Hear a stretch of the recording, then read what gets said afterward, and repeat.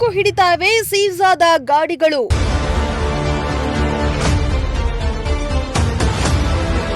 ಗೆದ್ದಲು ಹಿಡಿತಾವೆ ನೂರಾರು ವಾಹನಗಳು.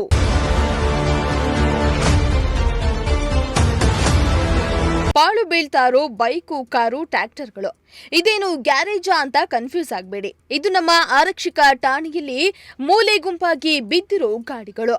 ಹೌದು, ನಾನಾ ಪ್ರಕರಣಗಳಲ್ಲಿ ಭಾಗಿಯಾಗಿದ್ದ ಗಾಡಿಗಳನ್ನ ಸೀಸ್ ಮಾಡಿದ್ದು, ಇತ್ತ ಗಾಡಿಗಳನ್ನ ಹರಾಜು ಮಾಡ್ತಾ ಇಲ್ಲ, ಇತ್ತ ವಾರಸುದಾರರನ್ನ ಕರೆಸಿ ದಂಡ ಕಟ್ಟಿಸಿಕೊಂಡು ವಾಪಸ್ ಕೂಡ ಕೊಡ್ತಾ ಇಲ್ಲ. ಹೀಗಾಗಿ ಪೊಲೀಸ್ ಠಾಣೆಯ ಮೂಲೆಯಲ್ಲಿ ಸತ್ತ ಜೀವಗಳಂತೆ ಗಾಡಿಗಳು ಬಿದ್ದಿವೆ.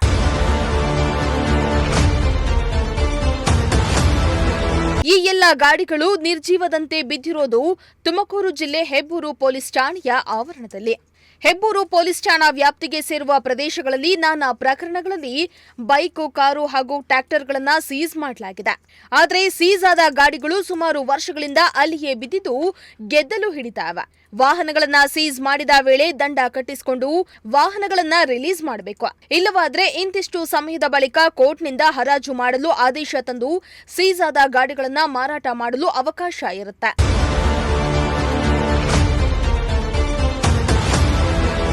ಆದರೆ ಹೆಬ್ಬೂರು ಪೊಲೀಸ್ ಠಾಣೆ ಪೊಲೀಸರು ಹರಾಜು ಮಾಡದೆ, ಇತ್ತ ವಾರಸುದಾರರಿಗೆ ಹಿಂತಿರುಗಿಸುವ ಕೆಲಸವನ್ನ ಮಾಡದೆ ಬೇಜವಾಬ್ದಾರಿ ಮೆರಿತಾ ಇರುವುದು ಮೇಲ್ನೋಟಕ್ಕೆ ಕಂಡು ಬರ್ತಾ ಇದೆ.